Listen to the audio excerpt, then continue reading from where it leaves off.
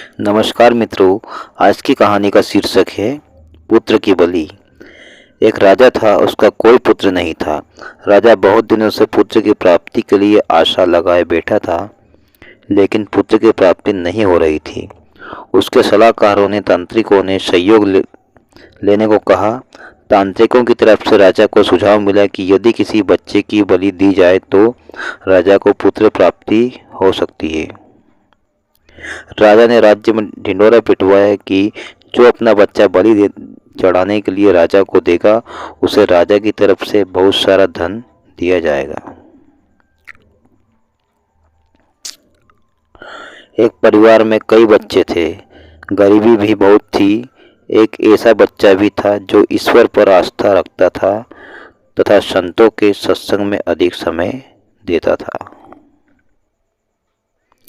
राजा की मुनादी सुनकर परिवार को लगा कि क्यों ना इसे राजा को दे दिया जाए, क्योंकि ये निकम्मा है, कुछ काम धाम तो करता नहीं है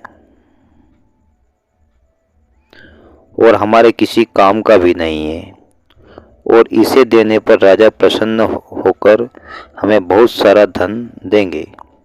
ऐसा ही किया गया, बच्चा राजा को दे दिया गया। राजा ने बच्चे के बदले उसके परिवार को काफी धन दिया। राजा के तांत्रिकों द्वारा बच्चे की बलि देने की तैयारी हो गई। राजा को भी बुला लिया गया। बच्चे से पूछा गया कि तुम्हारी आखिरी इच्छा क्या है। ये बात राजा ने बच्चे से पूछी और तांत्रिक ने भी पूछी। बच्चे ने कहा कि मेरे लिए रेत मंगा दी जाए। राजा ने कहा बच्चे की इच्छा पूरी की जाए। अतः रेत मंगाया गया। बच्चे ने रेत के 4 ढेर बनाए।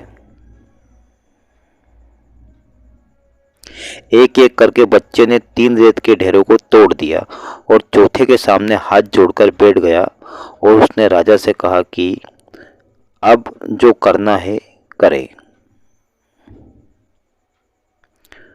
आप लोग कर लें।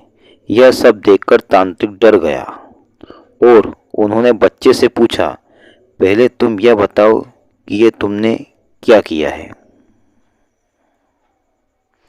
राजा ने भी यही सवाल बच्चे से पूछा तो बच्चे ने कहा कि पहली ढेरी मेरे माता पिता की थी, मेरी रक्षा करना उनका कर्तव्य था, परंतु उन्होंने अपने कर्तव्य का पालन न करके पैसे के लिए मुझे बेच दिया, इसलिए मैंने ढेरी तोड़ दी है। दूसरी ढेरी मेरे सगे संबंधियों की थी, परंतु उन्होंने भी मेरे माता पिता को नहीं समझाया, अतः मैंने दूसरी ढेरी भी तोड़ दिया। और तीसरी ढेरी राजा आपकी थी, क्योंकि राज्य की प्रजा की रक्षा करना राजा का ही धर्म होता है। परंतु जब राजा ही मेरी बलि देना चाह रहे हैं तो ये ढेरी भी मैंने तोड़ दी। और चौथी ढेरी है राजन, मेरे ईश्वर की है। अब सिर्फ और सिर्फ अपने ईश्वर पर ही मुझे भरोसा है, इसलिए यह एक ढेरी मैंने छोड़ दी है। बच्चे का उत्तर सुनकर राजा अंदर तक हिल गया। उसने सोचा कि पता नहीं बच्चे की बलि देने के पश्चात भी पुत्र की प्राप्ति होगी भी या नहीं होगी, इसलिए क्यों ना इस बच्चे को ही अपना पुत्र मान लिया जाए। इतना समझकर, और ईश्वर भक्त बच्चा है, इससे अच्छा बच्चा और कहाँ मिलेगा। काफी सोच विचार करने के बाद राजा ने उस बच्चे को अपना पुत्र बना लिया और राजकुमार घोषित कर दिया, जो व्यक्ति ईश्वर पर विश्वास रखते हैं उनका कोई बाल भी बांका नहीं कर सकता। यह एक अटल सत्य है।